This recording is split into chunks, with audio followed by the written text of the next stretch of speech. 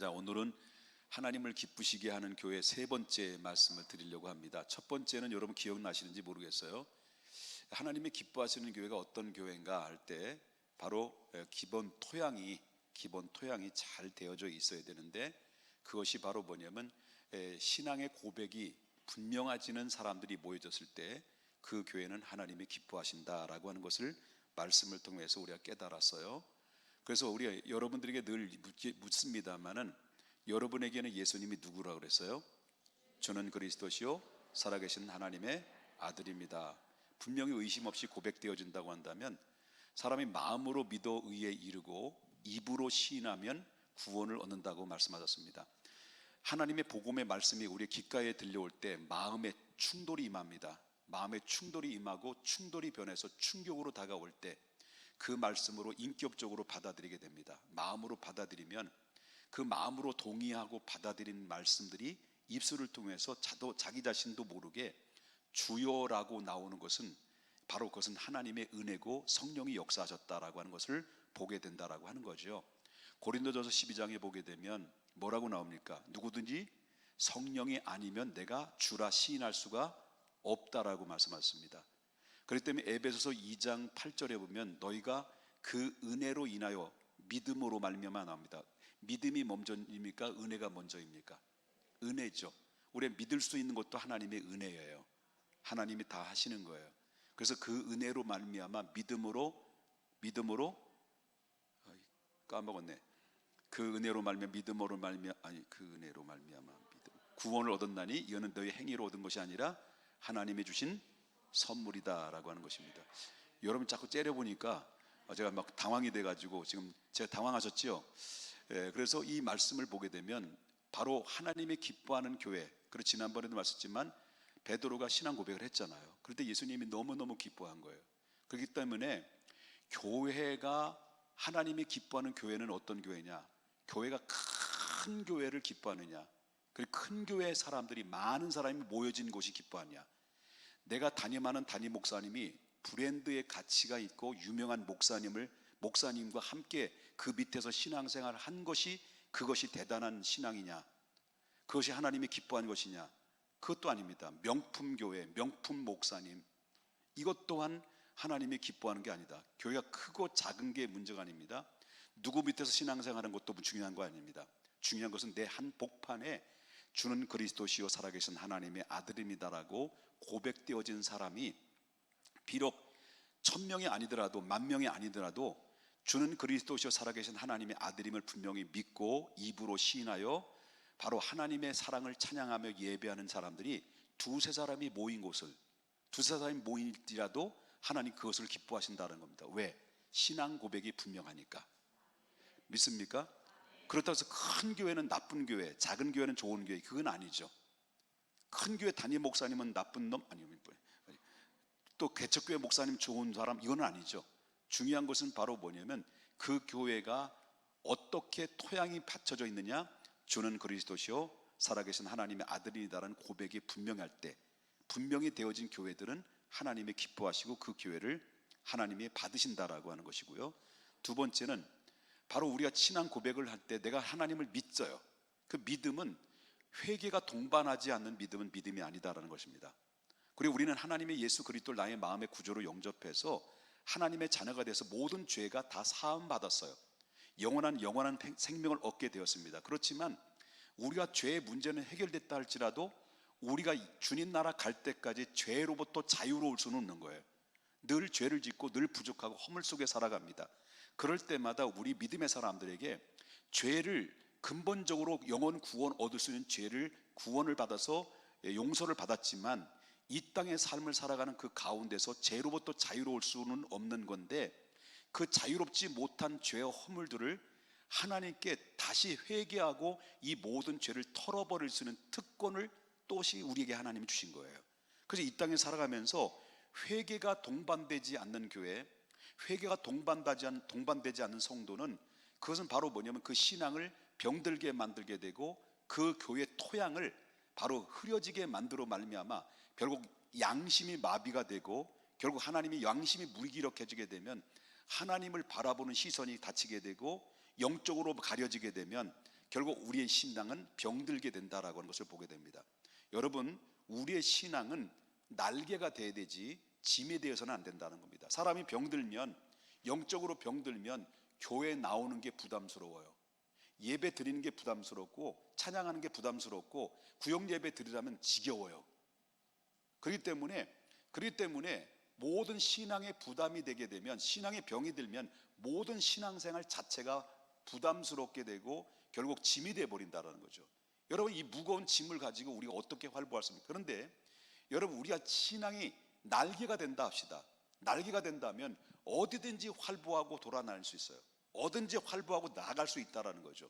그만큼 우리 신앙의 짐은 짐이 되어서는 안 되고 날개가 됐을 때 그만큼 자유함을 누리게 되고 기쁨을 누리게 되는데, 그런데 무슨 문제는 바로 뭐냐면 이 죄를 그대로 담고 덜어내지 않고 담으면 이게 바로 뭐냐면 날개가 무거워진다는 거죠. 꺾여진다는 거죠. 그래서 우리는 늘 하나님 앞에 날마다 거룩한 우리 자신을 쳐서 복종해서 그리스도를 닮아가려고 우리 힘쓰고 애써야만이 된다. 이게 우리가 거룩한 하나님의 백성들이 해야 될 도리다라는 것을 보게 되고, 오늘은 세 번째는 간단히 전할 거예요. 시간 안에 다 전할 테니까 걱정하지 마시고요. 근데 믿을 만한 사람이 없어요, 세상에는. 자, 세 번째, 하나님이 기뻐하는 교회는 어떤 교회냐라고 할 때, 하나님이 기뻐하는 교회는 거룩한 성도들이 모여지는 교회예요. 자, 오늘 본문에 나올 말씀이지만 거룩한 성도라는 얘기가 나와요. 그 성도라는 말은 뭐냐? 성도라는 말은 구별되어 있다는 뜻이에요. 구별되었다는 뜻이에요. 그렇기 때문에 우리가 알다시피 성도라는 말은 뭐와 같으냐면 거룩하다라는 것과 같은 거예요. 거룩하다. 그렇기 때문에 이 거룩한 맥락을 같이 가지고 있기 때문에 성도는 세상으로부터 구별되어 하나님께로부터 부름받은 사람들라고 하는 것입니다. 그리고 또 아포스톨로스, 사도들은 뭡니까? 하나님 앞에 부름받아서 나가서 하나님의 복음을 증언하는 하나님의 사람들라고 볼 수가 있다라고 하는 거죠. 그렇기 때문에 우리가 알아야 될 것은 세상에는 빛이 있고 어둠이 있어요.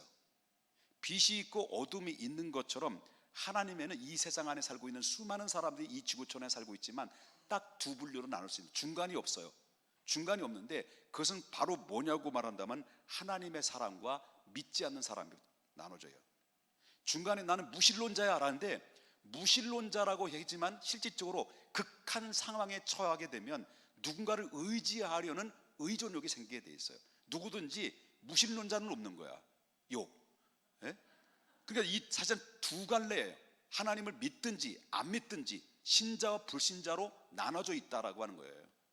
그렇기 때문에 그런데 우리 현대교회는 그렇지 않다는 것을 우리가 가슴 아픈 일이라고 볼 수가 있는데, 여러분, 논에다 모를 심으면 모를 심어요. 심었는데 한참 자라다 보면 그 모가 자라다 보면은 모도 같이 자라요.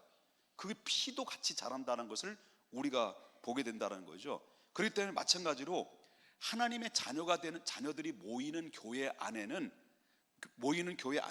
항상 다 거룩한 백성들만 모이는 것이 아니다라고 하는 것입니다. 그러니까 교회가 거룩한 백성이 아닌 또다시 벼가 아니라 피가 있기 때문에 결국 그 안에 많은 불화음이 일어날 수밖에 없고 부작용이 일어날 수밖에 없다라고 하는 것을 보게 된다라는 거죠. 그렇기 때문에 하나님의 교회, 그리스도의 이름으로 세워진 교회에 있지만 하나님의 백성이 있는가 하면 하나님의 백성을 무너뜨리는 존재도 있다라는 것을 우리가 보게 된다라는 거죠. 여러분 알다시피 예수님께서도 이제 제자들을 데리고 갔을 때 제자들 속에는 누구도 있었어요. 예수님을 팔아넘겼던 가룟 유다도 있었다라고 하는 것을 우리가 보게 된다라는 거죠. 그래서 예수님께서 뭐라고 말씀하시냐면 마태복음 10장 36절에 말씀하시기를 사람의 원수가 자기 집안의 식구다라고 얘기합니다. 그러니까 이 교회 안에서도 실질적으로 다 그런 건 아니지만은 교회 안에서도 우리가 어쩌면 그 두 계보로 나눌 수 있다는 거예요. 하나님의 자녀도 있을 수 있고 하나님의 자녀가 아닐 수도 있다는 거죠. 우리 온 가족이 다 하나님의 자녀가 됐으면 좋겠는데 그런 계보가 나눠짐으로 말미암아 어려운 문제가 발생되고 다툼이 일어나게 되고, 그래서 예수님이 와서 바로 뭐냐면 어쩌면 그 가정을 돌을 던져서 그 고요한 그런 이 물에 막 파장을 일으켜서 어려운 문제를 만났다는 거예요. 우리 교회, 우리 집안에도 완전히 불신 집안이었고 우상 집안이었어요. 그런데 우리 누님이 예수를 믿기 시작했어요. 예수님을 믿기 시작하면서 그때부터 우리 가정이 예수를 믿는 것 때문에 불화음이 일어나게 됐어요. 서양 귀신을 믿는다 하면서, 그래서 결국은 많은 싸움과 다툼이 있었을 때 결국은 어떻습니까? 끝없이 타협하지 않고 믿음의 주요 온전케 하시는 주님을 붙들고 나갔던 누님의 고집스러운 그 고수적 믿음의 고수를 때문에 믿음의 그 고수가 아니라 믿음의 고집 때문에 결국 우리 부모님들이 두 손 두 발 다 들고 다 예수를 믿고 돌아오는 놀라운 역사들이 임하게 됐다라고 그런 것을 봅니다. 그런데 성경에는 찾아볼 수 있는 것이 바로 뭐냐면 두 계보로 나눌 수 있어요. 아까 두 종 분류를 얘기했습니다만은 바로 아담의 가족을 보게 되면 아담의 가족의 두 계보로 나눠져 있잖아요. 아셔요? 아담이 대표적인 둘이 아들이 있죠. 누구예요? 가인과 아벨이에요. 가인과 아벨의 계보가 나눠져 있어요. 그리고 또 그뿐만 아니라 그리고 아브라함의 가족을 보게 되면 아브라함의 가족에도 먼저 낳은 자식이 있고 늦게 낳은 자식이 있잖아요. 이스마엘과 누가 있어요? 이삭이 있어요. 또 이삭에게는 또 누가 있어요? 야곱과 에서로 나눠져요. 그런데 이 모든 계보가 족보를 보게 되면 믿음의 계보, 불신의 계보, 그래서 이 세상에 존속계에 있는 모든 이 계보가 두 계보에 의해서 지금 이루어지고 있다는 것을 우리가 보게 된다는 거죠. 그러니까 얼마든지 이런 모습들은 성경에서 찾아볼 수가 있는데, 그래서 구원이라고 하는 것은 가족 단위가 아니고 교회 단위가 아니라, 그리고 또한 또 교단이나 어떤 교파의 단위가 아니라 구원은 개인의 단위다. 그렇기 때문에 내가 잘 믿고 내가 예수를 잘 섬기는 게 때문에 내 가족 식구들이 내 기도 때문에, 내 기도의 능력 때문에 자식이 돌아와서 예수 믿는 것이 아니라, 바로 내가 예수 그리스도의 이름으로 아무리 자식을 위해서 기도했다 할지라도 그 자식이 예수를 믿지 않으면 구원받지 못한다는 거예요. 그런데 구원은, 천국 가는 것은 개별적이에요. 대신 가줄 수가 없는 거예요. 오케이 됐으네? 믿습니까? 대신 가줄 수 있는 거예요. 개별적이에요.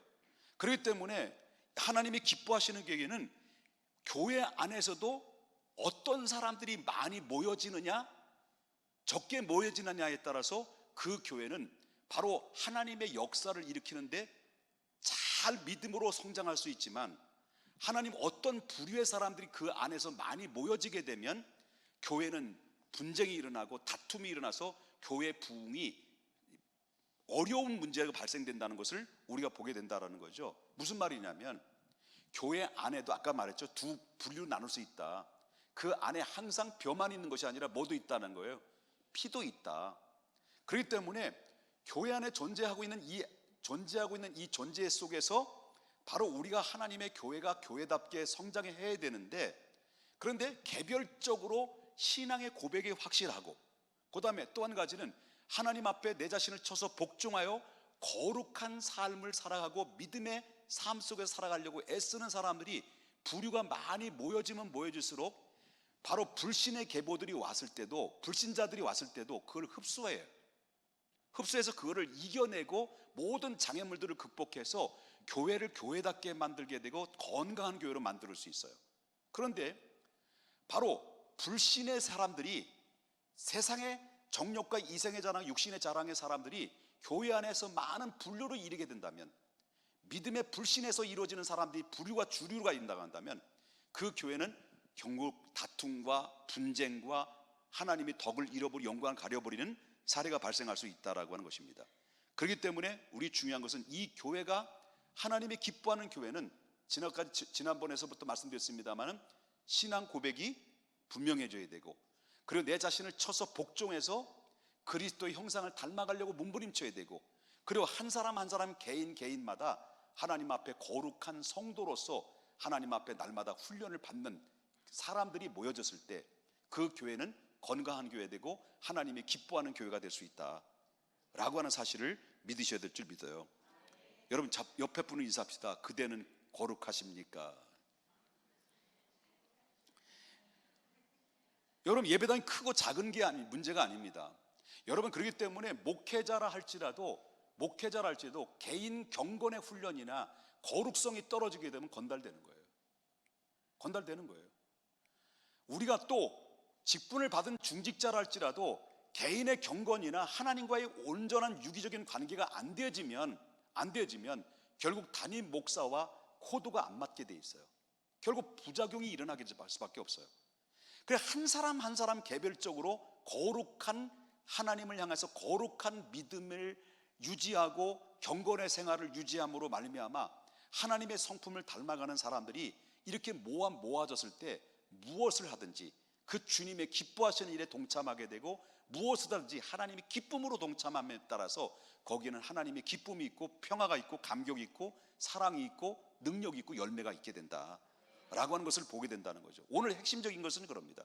짧은 설교지만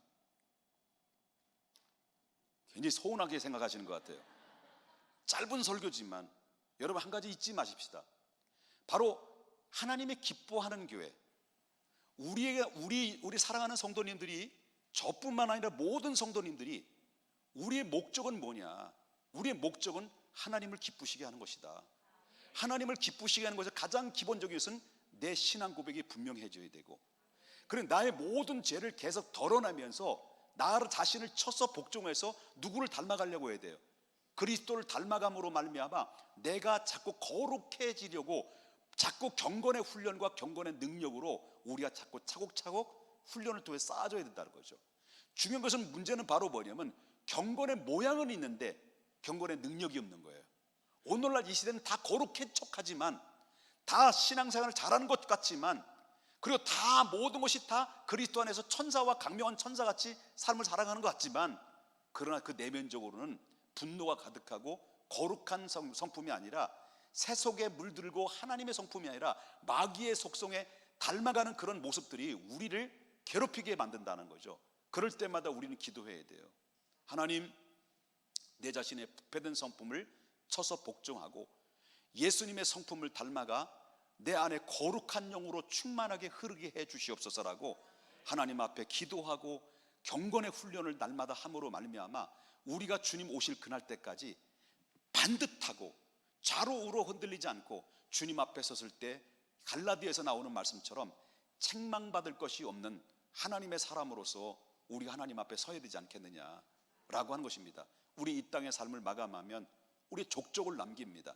어떤 사람은 부끄러운 족적을 남기고 어떤 사람은 아름다운 족적을 남기는데, 하나님 앞에 우리 교회 안에서 존재하고 있는 한 우리 중앙교회에서 여러분의 이름이 드러나게 될 것입니다.